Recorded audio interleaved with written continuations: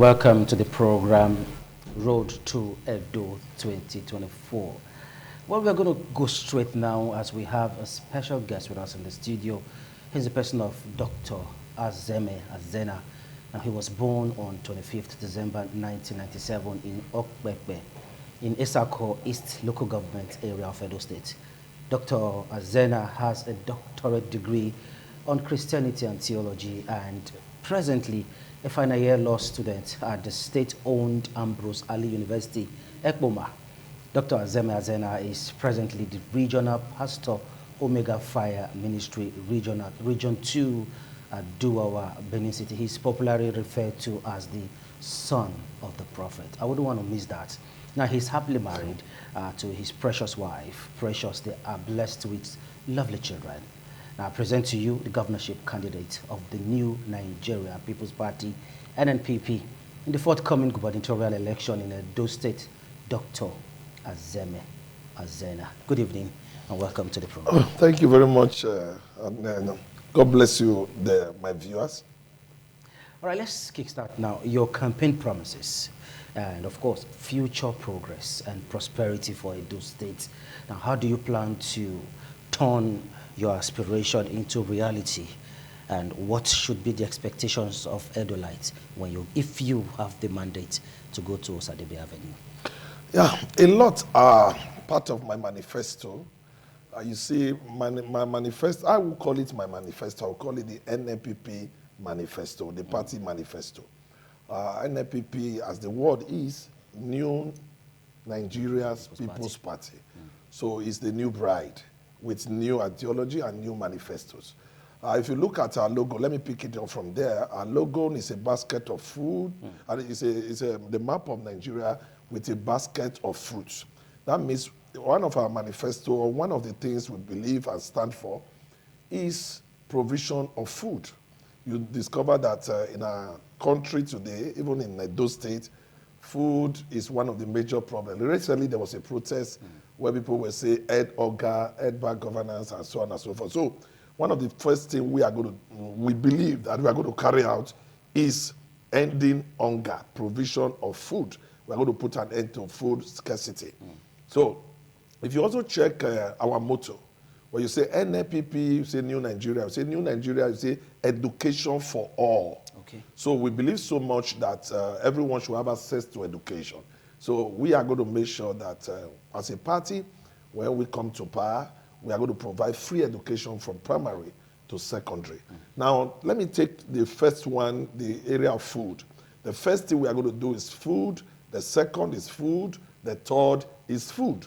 That shows that the food is very important. Now, we are going to make use of, I'm going to use the 5 methods. First and foremost, we are going to create rooms for farmers to go back to farming. You discover that in a recent time, people don't go to farm again. We have over 5 million population in Edo State, as estimated. Now, those producing food for them are no longer much, are reducing. The number is increasing, but those providing, those going to farm, decreasing every day. The consumers are increasing. And those producing. And those producing, and you know what that means. That is what brought us to where we are now. And the reason why you don't see more producer, I use the word producer, farmers, is because our forests are no longer safe. Our roads to farms are no longer safe. So if we must boost up agriculture, if we must work on food, we must create room for our farmers to go back to farm by making farms and farm roads to be safe. That means you are indirectly tackling insecurity in the state. Because when you are trying to address agriculture, you must address insecurity in the state. Now, secondly, when I was born by a farmer, and growing up, there was what they call farmer loan. Okay. So those days, you get back to the farmer so that they can use it to boost up their farming job. But now, either state that practice that such money is embezzled by politicians in the name of farmers, or some state don't do it again. So we are going to implement that to make sure the 0% loan is given to farmers. And thirdly, if you watch most of our consumables items, they come from the north. You see the goats, you see cow, you see yam, you see tomato, you see pepper, you see onions. So even grains. everything coming from the north. Then, when those things are purchased there, before they get to Edo State, transportation has been added, tax produce on the road has been added, diesel bad road has been added. So you expect what we are seeing today now to be present. So we are going to make sure that we reduce the importation of such foods, and most of them are gotten here. Okay. And that will help a lot when it comes to food. Now, before you walk us through how we are going to achieve these aims and your goals, you are a pastor, a successful one at that. Yeah. And politics, they say, is a dirty game. I'm very sure a good number of people watching us right now will be wondering, what are you looking for in politics? Let's put it that way. You see, it is true. I agree with the policies or the statement that politics is a dirty game. But first and foremost, I have gotten the soup that I used to wash the clothes after playing the politics. Because sometimes you need to go through honeybees for you to get honey. It is not easy for you to get honey, but most time, because of what you want to actualize, you overlook every other circumstances. Now, I'm one of those persons who believe so much before now that a pastor should focus on the pulpit. Yes, that is your primary assignment. My primary assignment. I have now discovered that the church is part of the society.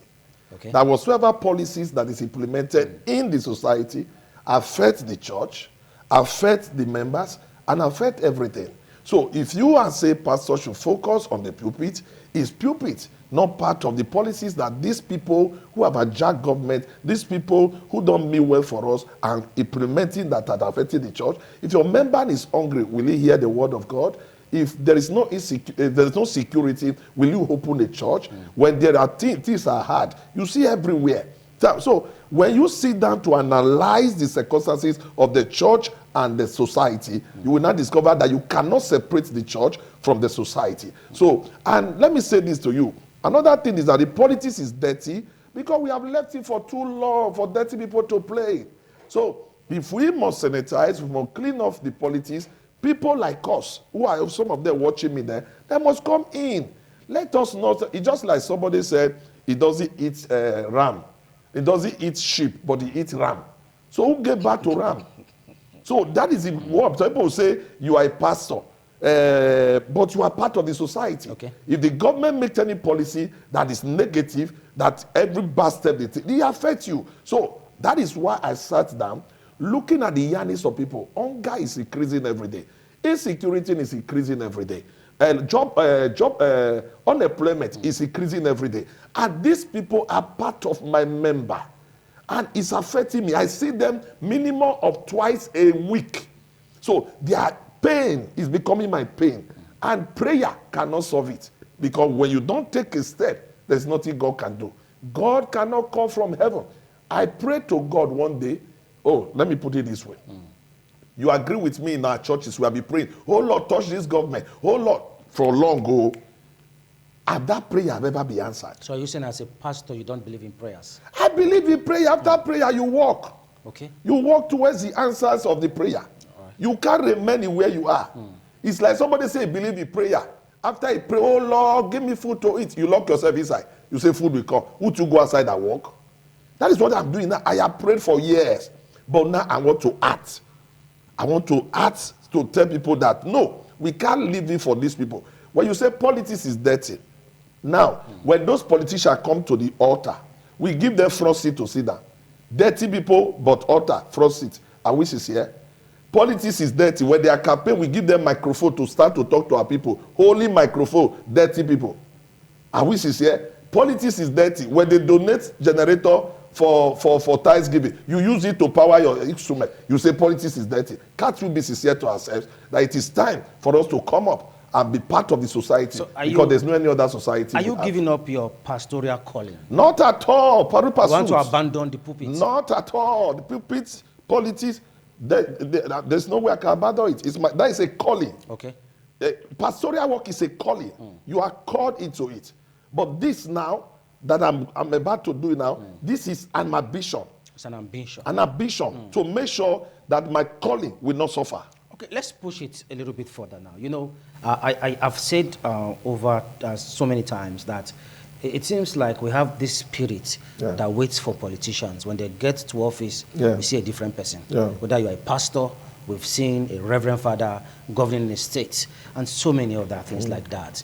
Now, what will you do differently? If you have the mandate of the people to represent them, what will Dr. Azena do differently? I will say I've not seen pastors who have ruled us in this state. Not this state. Not this state. I've not actually seen. But I would have to say, in this state, we have been governed by different group of people. We are traditional rulers rule us before the coming of the white. The white came, the military, the politician, the technocrat. Now, I'm now saying give room for the spiritual men. So, as a pastor, what will I do differently? Let me say this to you. You know, so, like your last statement said, when they get there, they do something different. There is a spirit. They'll just no, there is no spirit. It's just our people don't understand them. They've never, Eliza remained Eliza, go to America. But what our people have been going through is deception. Now, the same deception is going on now. How do you know tomorrow? You go back to history. Every course you want to study in a university, they give you a history background. Now, how do you know that somebody is not going to change? Who was this person before politics? Now, most of these people coming out now, they are 15, some of them are 60 years and all that. The first question you will ask, in the past 60 years they spent in their life, what have they done for those people? If they have nothing to show, they don't believe what they will promise you in the next 8 years. Somebody who has been a living soul, blessed by money, occupied exalted position, and he has not done anything for Edo people. There is no single company to that person's name. There is no single road to that person's name. There is no single bursary. There is no single foundation. And politics come now, the person is telling you that he will first Edo state round, and you believe him. Then you go back to history. What has he done? So why am I going to do differently? What have you done? Look at me. Yes. In the past? In the past, in security, I am one of the few pastors, if there are, who has been on the front run taking people out of crime through my program called Turning Point, rehabilitate them and put them into society. I have hundreds of them on Turning Point scholarship. I mean, Turning Point Foundation. Even with the state governor, this governor. With your personal resources? Yes. This state governor assisted us when he came to my church, coincidentally, on the form, unannounced. And he saw people dropping gun. Your station reported that issue. Dropping gun without being arrested. And he said, what is it? I said, yeah, this is what I've been doing in the past 10 years. Sir, in this same Edo, I've been engaging on free medical checkup, distribution of eyeglasses, going to the villages in the past 12 years. Not because of politics. In this same Edo, I pay widows who are under my foundation every month until from 50 until they die. This is personal money. So if I am telling you I'm going to take care of the poor, it's not because of politics. You were doing all these ones without political ambition? Not at all. Political ambition came up recently. This is just about 2 years here. I'm talking about something that I've done for 12 years. The stories, this history is there. The records are there. Most of my companies are here. I have school, I have hotel, I have some other businesses that have created employment for Edolites, not in Abuja. I contribute to the revenue of Edo State in the past 10 years. The people coming out, they show us a company that they have in Edo, that they are not telling you they will build company. Somebody who cannot use his private money to build company to employ the Edolites, and now you are telling us you are going to use the government money, then we should doubt your sincerity. But if I come and tell you that I'm going to build company in Edo State, then I will tell you my little resources, I'm able. Sir, it's good for you to have this record. I have never lived outside Edo. In my 44, by December I'll be 45 years. I have not lived outside Edo. My family, my children are with me in Edo. School in Edo State. School in Edo State. I'm talking to you now. So somebody who have kept the children in Edo State, who have the right, have the resources to take them to overseas, and yet he let them here. You should be able to know that the person mean well for the state. Those who are coming now, I'm not criticizing anybody. Ask them where are their family members. How will they build school where their children don't attend the school? How will they tie road where they don't ply the road? How will they build hospital when they don't do the hospital? But everything about me, currently living in the 3 senatorial zone. Currently? Currently. So simultaneously, how do you manage? Okay. Now, this is not even politics.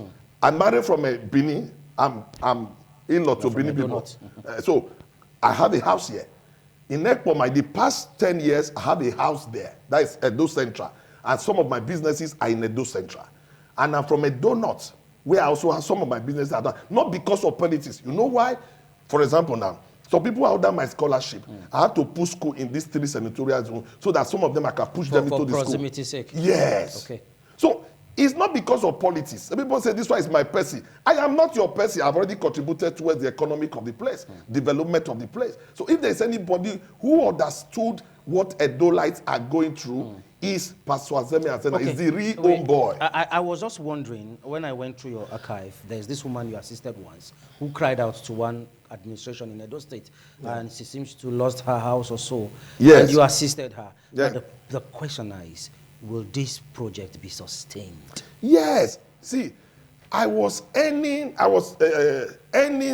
29,000 when that issue happened about 11 years thereabout ago. I went through it and... Yes, when they lost their house, got burned, I was moved. I have to look for how to raise money. When I saw it on television, to repair and to refurbish that house and I don't know the woman. If I see the generation, even the address, I cannot trace it again now. Not because of anything. That is my nature. I am a street boy. I dropped out from school 4 times. So I know what it means for somebody to be in pain. I drove Okada for 9 years and 6 months to walk around the whole Edo State. We registered Escrobu or that SLSC Lockig Benejo in 1999. So I am an Okada man. I know what people who are less privileged are going through. I push wheelbarrow. At the tender age, there was nobody was there for me. So I am a man of the street. Sir, instead of me to wear a wristwatch of 500,000, I will be asking that 500,000 can I help 3 women to set up a business that will take care of this thing. I told them, I said, if I wear clothes, it look good on me, but if you ask me for the amount, it look very cheap. Because if I wear a suit of 700,000, my conscience will kill me. Okay, now you talked about being a street boy. Yeah. You must have understood the nature of Edo State. Edo State seems to be the home of cultists. Cultism is... I would disagree with you. To an extent. Yes, but I don't want to call it that home. To an extent. To an extent. It took the state government a whole lot to even try to put some things in place by disbanding some set of persons that they alleged that they are the ones pushing this. Now, let's come to you. Do you think you have what it takes to address this issue once and for all? It's been a problem. You see, I am more than what it takes to address it. If I am not the executive, I'm not chief security executive person, and I'll be handling cultists, I'll be dropping their guns, and armed robbers, kidnappers, I'll be dropping their guns, and most of them today are pastors, most of them are good people in the society. It is not the way the present governors or governments are tackling it now. No. One, those persons cannot be fought if you are part of them. There are people who are part of, the real people who are part of those boys have not been addressed. So they tell us that they have addressed this recently. I am not disputing the fact, but the real people who are part of it should be addressed. When authority is part of what is going on in society, you cannot address it. That is a quote. 2, most of these persons are jobless. An idle man is a devil's workshop. Where you want to create, you see, I read this little history about a place called, it's in Germany, the Oberhausen. Okay. There was a crime in Oberhausen, increasing every day. And the government of Oberhausen sat down to study and discovered that majority of the youth were jobless. And how did they tackle the crime in Oberhausen? They have to set up, get money, took loan, set up several industries, employ this boy, and crime reduced. So if you want to reduce the crime in Edo, give them jobs.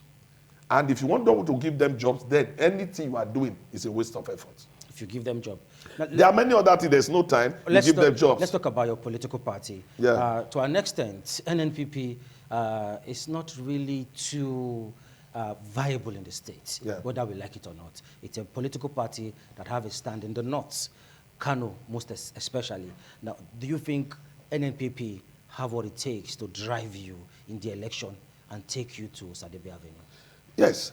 First of all, people don't vote for party any longer. People vote for personality. And I think my personality will be accepted by the people. And secondly, why NNPP will drive me is because there are parties that people are tired about. They are tired of them. Because of those parties, we don't do party again. So for us to do party, we have to try party like NNPP. If you go to the society, you are a journalist, sample opinion. You will discover that people will say, let's try a new person, a new party. All those other ones, we are tired about them. So I am too sure that the acceptance that I've gained in the society, especially for the less privileged ones, in quotes, who are more in number than the bourgeois. I talk about the talakawas. I am accepted by them, and I believe strongly they will drive me despite the party is not as vibrant as one or two. In Edo State? In Edo State. In the federation is number 4. Okay. Because we have 1 governor, we have 2 senators, we have 27 House of Rep member, and we have 42 House of Assembly member. So it's the 4th in the federation. But party, NNPP or no NNPP, which I know we have started building it, my personality, what people knows me for, will drive me through. Now, I would like you to talk about unemployment, education, and infrastructure. But before then, politics has to do with money. Yeah. And to an extent, as a pastor, well, some people are feeling you don't probably have the tithes and backs, the money backs, the dollars to run it. Yes. Will you sell out before the election? Is that the plan? If I may understand the word to sell transfer out, your structure to probably another stronger force, another political party. Would that be the plan, Dr. Azena? that is not in my take at all. Because I want to say this to you. If I was to join party because of money, I would have joined these 2 parties before now.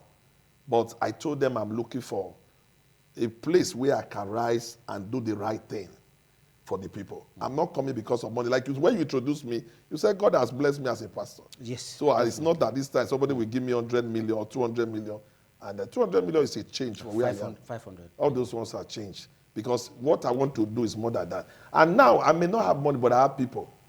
See, the most powerful thing on earth, one is name. Good name, the scripture says, is better than gold or silver. Pastor Azemhe is a name that people want to reckon with. Okay. That is 1. 2, I have the people. When you have the people, you don't need much to push your ambition.